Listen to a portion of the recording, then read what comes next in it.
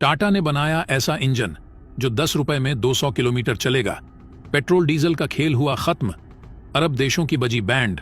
आत्मनिर्भरता की ताकत ने पूरे जापान को हिलाकर रख दिया।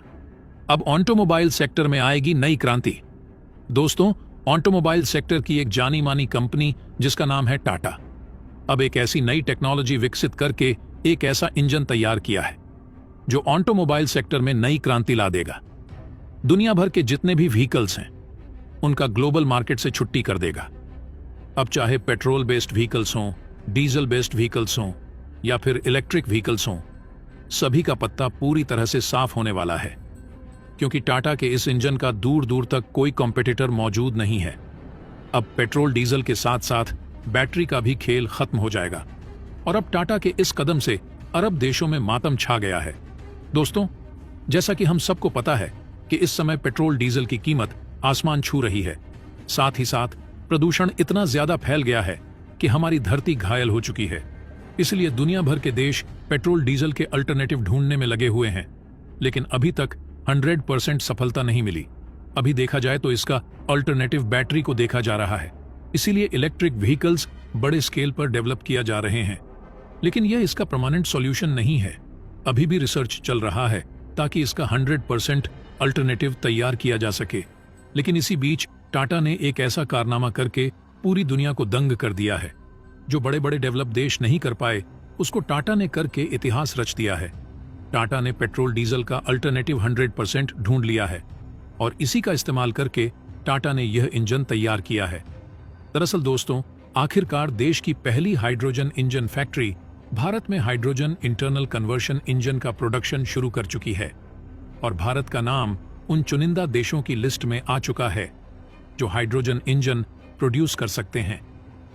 सबसे बड़ी बात यह है कि इंजन फैक्ट्री का निर्माण पिछले साल यानी कि 2023 में शुरू किया गया था और अब इनॉग्रेशन के बाद टाटा की यह फैक्ट्री देश का पहला स्वदेशी हाइड्रोजन इंजन रोल आउट करेगी।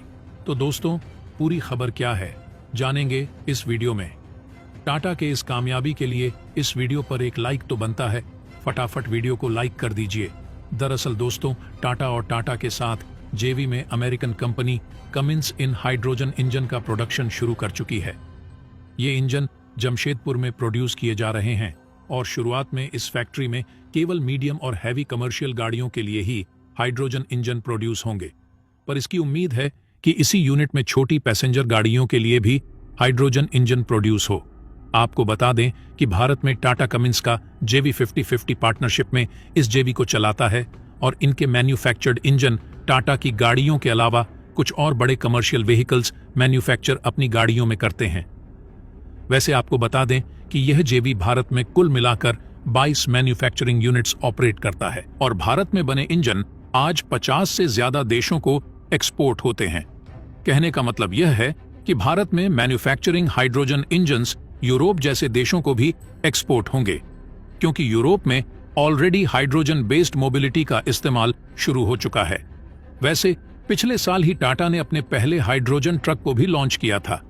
जो लोग नहीं जानते उनको बता दें कि टाटा ने 2021 में 15 फ्यूल सेल बसेज का टेंडर जीता था और इन बसेज का ऑर्डर टाटा को इंडियन ऑयल कॉरपोरेशन से मिला था। लेकिन टाटा की ये बसें 100% स्वदेशी नहीं हैं, क्योंकि इनमें इंपोर्टेड हाइड्रोजन फ्यूल सेल्स का इस्तेमाल हुआ है। पर अब जो ट्रक्स टाटा भारत में लॉन्च करेगा उन्हें 100% स्वदेशी माना जा सकता है, क्योंकि इंजन के पार्ट्स और कंपोनेंट्स लोकल वेंडर्स और सप्लायर से लिए जाएंगे। भारत के अलावा भारत के पड़ोसी देशों के लिए भी एक खुशखबरी है, क्योंकि फाइनली भारत इन देशों के एनर्जी बिल को कम करने में मदद कर सकेगा।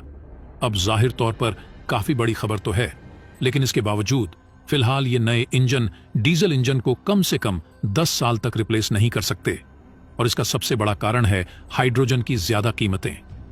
भारत में अभी तक 1 किलोग्राम ग्रीन हाइड्रोजन 250 से 350 रुपए की कीमत पर मिलती है। लेकिन यह भी सच है कि हाइड्रोजन ज्यादा माइलेज के साथ किसी भी ईंधन से ज्यादा सुपीरियर होता है। लेकिन दोस्तों, टाटा ने हाइड्रोजन की कीमत को बेहद कम करने के लिए एक लैब तैयार किया है, जहां आने वाले समय में देश के पहले स्वदेशी hydrogen internal conversion engines develop किए जाएंगे। अशोक लेलैंड भी इस तरह के हाइड्रोजन इंजन पहले से डेवलप कर रही है लेकिन टाटा की लैब देश में पहली बार पैसेंजर गाड़ियों के लिए भी हाइड्रोजन इंजन्स को डेवलप करने का काम करेगी। इकोनॉमिक टाइम्स की आर्टिकल के मुताबिक टाटा ने हाल ही में ऐसी 2 लैब का उद्घाटन किया है जहां न केवल हाइड्रोजन इंजन्स बल्कि फ्यूल सेल और हाइड्रोजन के प्रोडक्शन पर भी रिसर्च की जाएगी।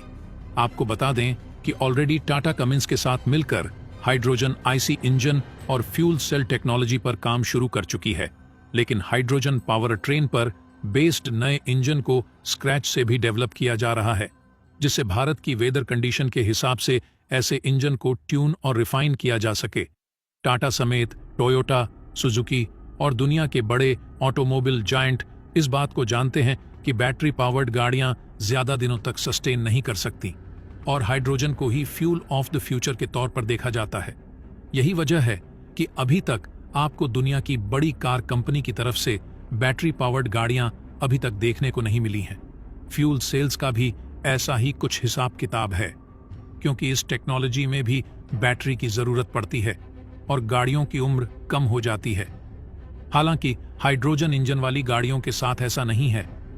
लंबी रेंज के अलावा चार्जिंग की दिक्कत तो खत्म होती ही है, इसके अलावा बैटरी रिप्लेसमेंट का सवाल भी खत्म हो जाता है। लेकिन हाइड्रोजन आईसी इंजन से भी ऊपर एक हाईली एडवांस टेक्नोलॉजी पर काम शुरू किया जा चुका है। अशोक लेलैंड ने ऐसे इंजन के डेवलपमेंट पर काम शुरू किया है जिसमें एक ही इंजन को हाइड्रोजन के अलावा सीएनजी, एलएनजी और बायोगैस से चलाया जा सके। देश की पहली हाइड्रोजन बस दिल्ली में शुरू हो चुकी है, जहां अशोक लेलैंड की बसेज को लेह में डिप्लॉय किया गया है। वहीं टाटा की हाइड्रोजन बसेज दिल्ली में उतारी जा चुकी हैं। इसके अलावा हाइड्रोजन ट्रेन्स भी भारत में 2 जगह उतारी जाने वाली हैं। अब पहली ट्रेन हरियाणा की जिनमें चलेगी कालका शिमला रूट पर। यह तो आने वाला वक्त ही बताएगा, लेकिन यह बात तो तय है कि भारत को इलेक्ट्रोलिसिस के अलावा हाइड्रोजन इंजन और फ्यूल सेल टेक्नोलॉजी की भी जरूरत पड़ने वाली है। लेकिन अभी भी दिक्कत वहीं की वहीं है, और यह दिक्कत है हाइड्रोजन को सेफली स्टोर करने की। ऑलरेडी इसको लेकर कुछ टेक्नोलॉजी मार्केट में कमर्शियल अवेलेबल हैं, लेकिन इनकी कीमत कहीं ज्यादा है।